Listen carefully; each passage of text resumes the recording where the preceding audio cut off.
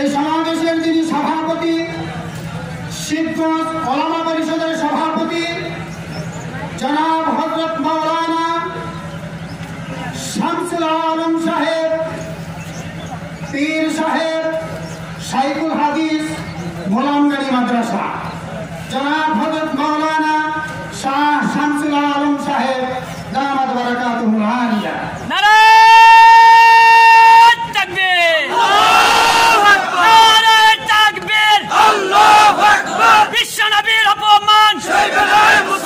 আমরা সবাই নবীর সেনা ভয় করি না, বলেন বাবা হানসের পূর্ণ ট্রাক্টরের গালে গালে জুতা মারা তালে তালে তাকবীর আল্লাহু আকবার।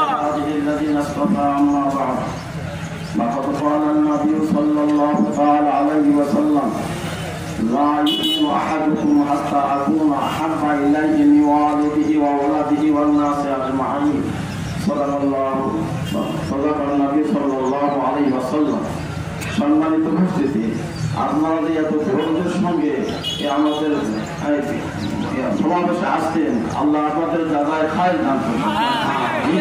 এত রোদের মধ্যে কষ্ট করতেছেন, আমি তো এটাই খেয়াল করতেছি, রহমতে হক বহান আমি জুয়ে, রহমতে হক বহান আমি জুয়ে। আল্লাহ রহমত বান্দাকে ক্ষমা করে দেওয়া কোনো বাহানা তালাশ করে, এক একজনকে এক এক বাহানা আল্লাহ মাফ করে দিলেন। আপনার জানেন দেশের হাফি একজন এক বতার উপরে মদ পানকারী ছিলেন। একজন রাস্তাতে যাইতেছে, যাকে বিসমিল্লাহির রহমানির রহিম এই লেখাটা পড়ে আছে, এই কাগজের লেখাটা পড়ে আছে। উনি দেখে যে আমার আল্লাহর নাম পুরো উঠে যা বাড়িতে খুব সম্মান করছে, ভালো করে আদর করে যত্ন করে আদর লাগাই সুন্দরকে হেফাজত করে রেখে দিচ্ছে। আল্লাহ তাআলা এত দয়া লাগে এই কাজটা যে আল্লাহ তাকে নিজের ওলি বানান। সুবহানাল্লাহ। দেশে হাবি এত ইজ্জত সাধারণ একটা কাজ কি আল্লাহর নামে হেফাজত করা। ও আমার ভাইয়েরা, আজ নবীর বিরুদ্ধে কথা হইতেছে, আমরা তো কিছু করতে পারবো সে ঠিক আছে, কিন্তু আমরা আমাদের নবীর মহব্বত তো দেখাতে পারবো। আল্লাহ তাআলা হয়তো এই ওসিলা আমাদেরকে মাফ করে দিবেন ইনশাআল্লাহ। হ্যাঁ, এজন্য আমরা ভাই সবাইকে ধন্যবাদ দেই। আপনারা মাশাআল্লাহ স্বতঃস্ফূর্তভাবে আসেন, স্বতঃস্ফূর্তভাবে আমাদের সমাবেশ যেন সুষ্ঠুভাবে যাওয়া যায়, কোনোরকম বিশৃঙ্খলা না হয়, সবার কাছে অনুরোধ এটা। কারণ আমরা